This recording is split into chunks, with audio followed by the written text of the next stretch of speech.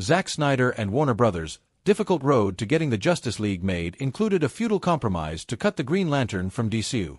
Welcome to Stats In.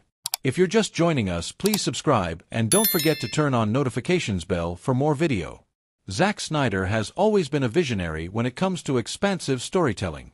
His hold over comic book lore and the cinematic medium combined to give the audience and the studios an unprecedented experience that almost launched a rebellion across the globe for the sake of one film. The 5-part Justice League story that he had cooked up for the fans of the grim dark universe was to remain in the shadows, forever festering like an old untreated wound. However, Snyder has managed to outlive and outgrow the controversy and scandal wrought on by the DC Extended Universe. In the aftermath, the director found himself accepting the possibility that he would never again visit the DC Universe. As such, it was an easy decision to spoil the rest of his Justice League story, which was set to complete his 5-part DCU trilogy. In any other world, a director would have preferred a character with a much richer history to take over the mantle of the Overseer and Messenger than the Martian Manhunter. Zack Snyder was no different. The director always meant to bring in the Green Lantern instead of the Martian Manhunter to serve as the final piece of his Justice League puzzle. Then, his vision would be complete. However, the studio threw a wrench in his plans. Snyder's original blueprint for the 5-part DCU story was not acceptable to Warner Brothers for numerous reasons. A primary one being that they were developing separate projects on the side that could be appended by Snyder's vision. Bringing in Martian Manhunter was a compromise on his part when Warner Brothers refused to concede on their end.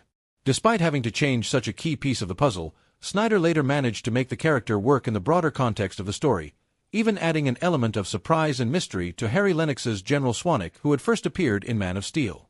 Green Lantern in DCU has a short-lived cameo. Green Lantern in DCU has a short-lived cameo. Credit, Warner Brothers. Although the Martian Manhunter did make several fans raise their eyebrows at the screen, Zack Snyder's decision to bring him in was not entirely in vain. But the lores of DC state that the Justice League can never be complete without a Green Lantern. With a number of creative changes that Snyder applied to his reimagined DCU, the absence of one wasn't a deal-breaker. In a 2021 interview with Vanity Fair, Snyder revealed the behind-the-scenes deal that he brokered with the studio after his decision to bring in John Stewart as Green Lantern was nullified by WB. "We shot a version of this scene with Green Lantern, but the studio really fought me and said, 'We really don't want you to do Green Lantern.' So I made a deal with them, and they let me do this instead. They were like, 'We have plans for John Stewart and we want to do our own announcement.' So I said, 'All right, I'll give you that.' So, Martian Manhunter was the compromise." The 5-part Justice League story that Snyder was developing for DC had the potential to be one of the greatest achievements in the live-action cinematic world, ending with Superman and Lois's son, Bruce Kent, taking on the mantle of the Dark Knight 20 years after the events of the finale. However, the studio's reluctance to veer away from the familiar and well-trodden path killed Zack Snyder's vision, resulted in a catastrophic blunder for the studio that fought against millions of fans in a 5-year-long campaign and went broke, and ultimately never got to enact their plans for John Stewart, for which WB made Snyder compromise and bring in the Martian Manhunter. Zack Snyder isn't wrong to adapt comic books with an R-rated lens of originality, but the fans just weren't ready for his vision for one comic book IP. Welcome to Stats In. If you're just joining us, please subscribe and don't forget to turn on notifications bell for more video. There have been very few certifiable comic book nerds with an established career as a box office giant as Zack Snyder and Henry Cavill. Both are among the most celebrated, if not incredibly controversial, names on the top 5 list. Even so, Snyder achieved something that has evaded directors for decades, a cult-like following as equally devoted to his work as trolls and dissenters are on tearing him down. Despite the vitriolic mobs and Snyder cultists colonizing every corner of the comic book industry, the director has remained unapologetic about his love for heroes, villains, and the grim dark reality devoid of ethics and morality. It is this love of his that introduced him to the depraved world of Watchmen in his adolescence and that made him fit to adapt the comic as a Hollywood director. Alan Moore's Watchmen was a genius manifestation of all the elements that turn the world and the people living in it into an edgier, darker, and more honest iteration of their current selves.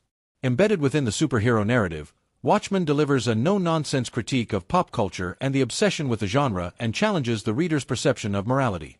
It's no wonder, then, that Zack Snyder felt more moved by the world of Watchmen than he did by the softcore genre presented by Marvel and DC. While speaking in an interview with Entertainment Weekly before the premiere of the film, Snyder revealed.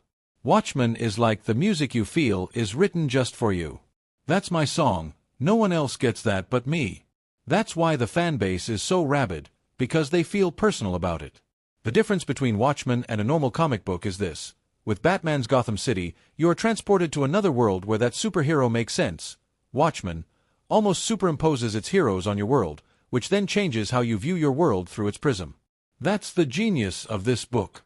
Although he succeeded in adapting the unfilmable comic book to the big screen, Zack Snyder's Watchmen remains one of the most divisive works of his career, perhaps even more so than his controversial Justice League movie.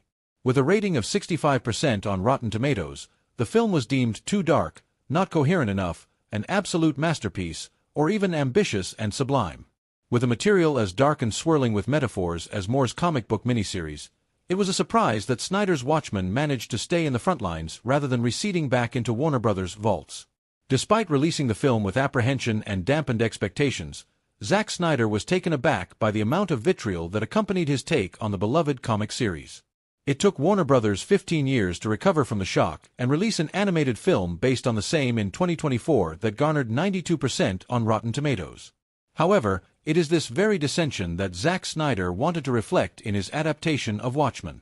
The film was not meant to cater to the audience's pop culture obsession with watching noble heroes defeat evil villains. Rather, the director managed to merge satire with reality and present a critique of how superhero movies have affected pop culture. The movie is a challenge, like the book is a challenge, to your icons, your morality, how you perceive pop culture, how you perceive mythology, and for that matter, how you perceive God. It was absolutely genius that Alan Moore and Dave Gibbons did all of that in the context of a superhero story. That was a revolution for a lot of people. You sit down to read something that's just a comic book, and then you're like, holy s, my mind got blown. While his love for the comic book remains unrivaled, Snyder also recognizes how Watchmen helps challenge the established norms and status quo of the comic industry as well as the reality that people have grown so accustomed to. And although Watchmen did not find all the fans ready to accept its grim-dark world with open arms, there are those who would give an arm and a leg to be able to watch a sequel to Snyder's version directed by Zack Snyder himself. Zack Snyder deserves a place among the auteurs, and not simply because of his contributions to the comic industry but his unique potential alone. Welcome to Stats In. If you're just joining us, please subscribe and don't forget to turn on notifications bell for more video. Zack Snyder made a name for himself diving into controversial lores and subjects that made Hollywood more uncomfortable than they'd like to admit. The director who brought a 100-year-old legacy studio to its knees is worth paying attention to, and yet, Snyder's own legacy remains colored by his misjudged and underrated classics. With a portfolio that contains such visually artistic and revolutionary films as 300, Watchmen, Justice League Snyder's Cut, and Rebel Moon, Zack Snyder could command any studio to lend him a project of his choice. But his difficult past makes him a high-risk individual in this ostentatious and superficial industry. It's no wonder that Snyder's brilliance is often overshadowed by the dirty politics that help keep Hollywood relevant in the world of popular culture. With a nose for the visually and aesthetically dynamic, Zack Snyder has crafted one world after another that makes hardcore comic book fans go weak in their knees. His vision